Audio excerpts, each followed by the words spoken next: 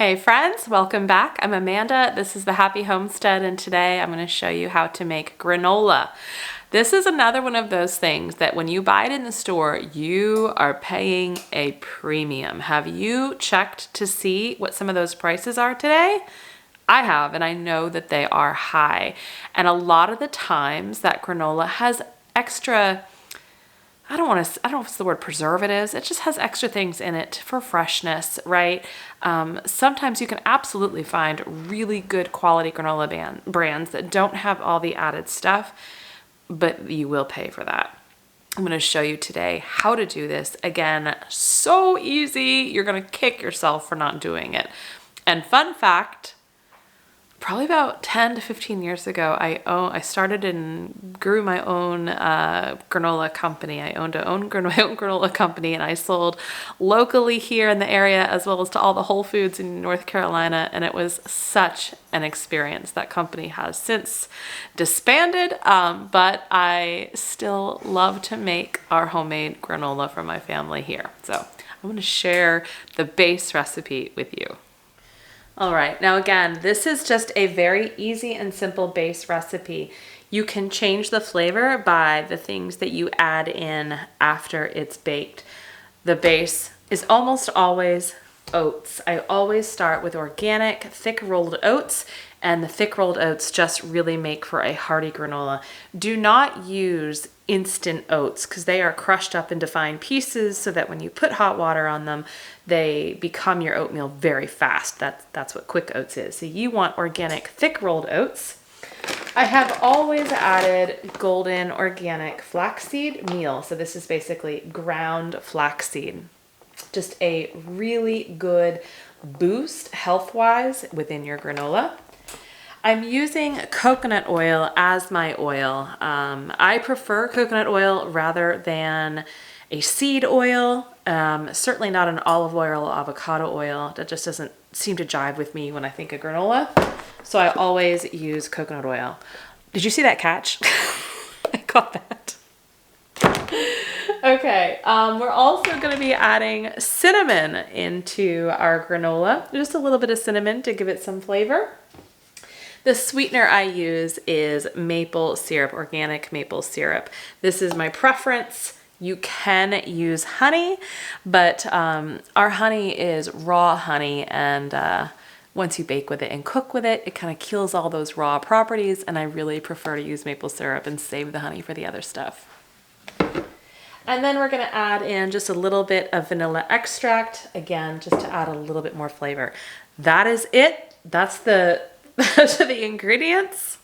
Again, so simple, so easy. And so what I'm going to do is put some coconut oil in a measuring cup. This is one of those recipes, again, guys, where I am not really giving you exact ratios. Now, when I did my company and I had to have uniform granola flavors across all the bags, I had to have a specific recipe that I followed, right? But today we're just winging it. And again, if this is not your style, just try it. Just try it. I promise you, it will actually free you from following a book. Just wing it. So I'm going to throw some coconut oil in the measuring cup, get it in the microwave, and melt that. And then I will use that to help coat the oats, as well as the maple syrup will help with that too. One thing I want to note, I'm not adding nuts. There is a reason for that. Now, if you wanted to, slivered, I was moving the rug there that the camera was on. Sorry about that. Slivered almonds and walnuts are an excellent addition, and that's usually what I would add. I'm not adding that for this particular granola here at home because we use this for our children for school, and I try to be very aware of nut allergies within their classroom. So we're sticking with this as our base now.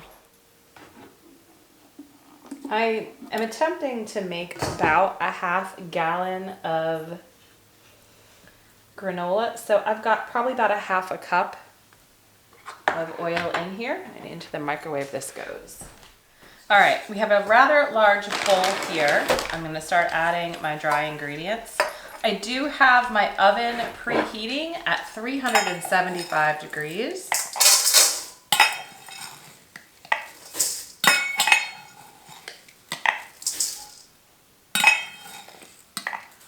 And it's about 4 cups of raw, thick rolled oats.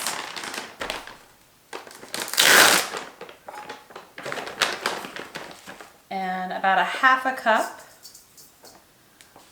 of the organic ground flaxseed. Sprinkling of cinnamon. And I'm just going to start mixing that up first. So now we're going to add our liquids. We've got our maple syrup, our coconut oil, and our vanilla extract. I'm just going to start pouring in a little of the vanilla extract. I did about a tablespoon.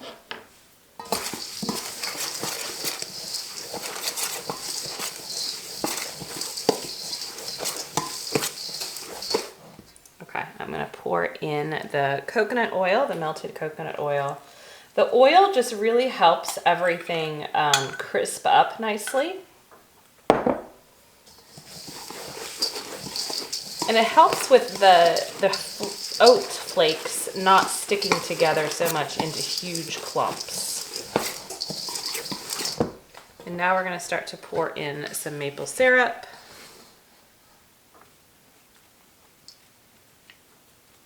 And I'm probably pouring in about a 1/2 cup to start. You really want to get all of the oat flakes coated with the oil and the maple syrup. That's what just gives each bite that wonderful crispy crunch as well as that sweet flavor.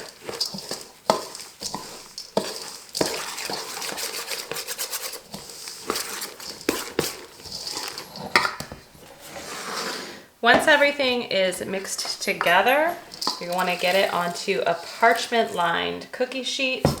I usually split this between 2 sheets so that it really does crisp up nicely. If you overload your cookie sheet, you may not get the crispy, crunchy granola that you're looking for because you'll be creating pockets of moisture in between the oats. So I really try to spread it out as much as I can.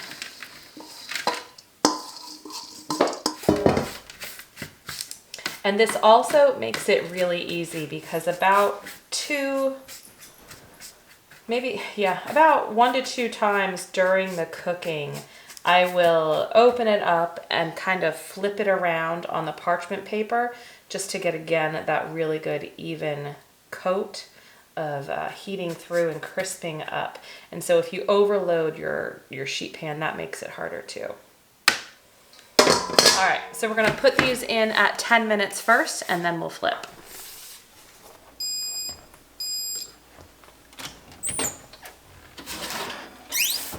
All right, we're gonna take these trays out one by one, and this is what I do when I say flip.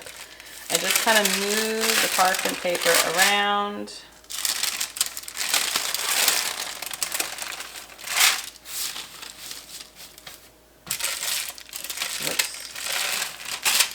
Oh no, that parchment paper is breaking. All right, and just kind of move it around and making sure that each oat is getting as much coverage and exposure to the heat.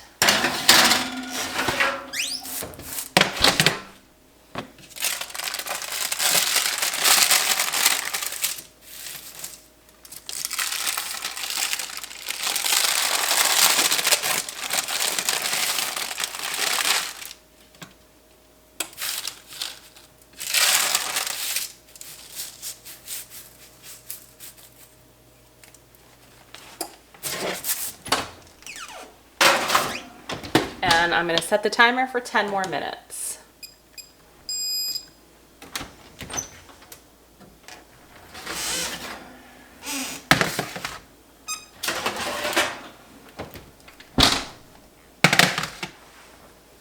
I'm going to do the same thing as I had done previous.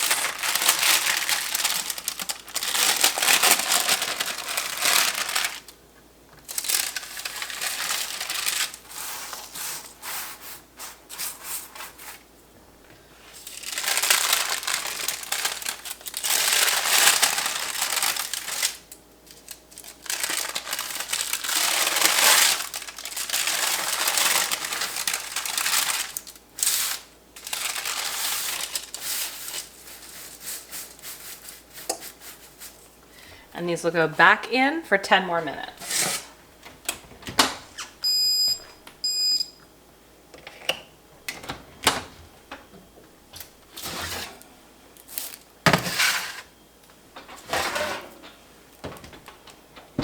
Our granola is done. Look how beautifully browned that is. So if you were to touch it right now, I mean, it's crispy, but it's not as crispy as it would be if you were expecting the crispy granola. So what you want to do is literally just let this sit. I will probably let it sit overnight. In a couple of hours, I'll kind of occasionally move it around. Again, you want to get rid of those steam pockets within some of the clumps that's sitting on the parchment paper.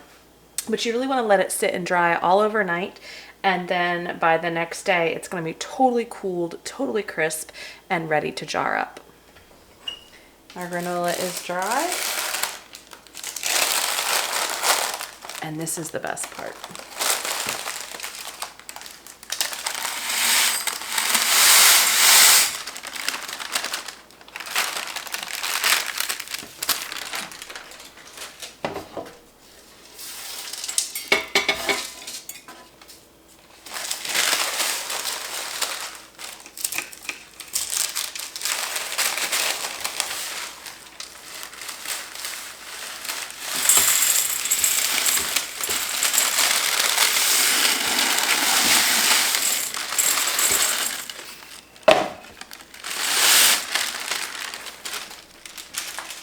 That's it. It's all jarred up.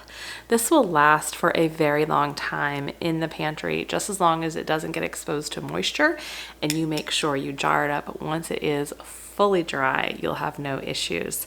My family has already been picking at it while it was on the sheet trays when they came home tonight. And they were commenting on how good it was. So I promise you it's worth trying. Make your own granola because the stuff in the store is just overpriced. Thanks for joining me tonight. Stay healthy, stay well. Bye-bye.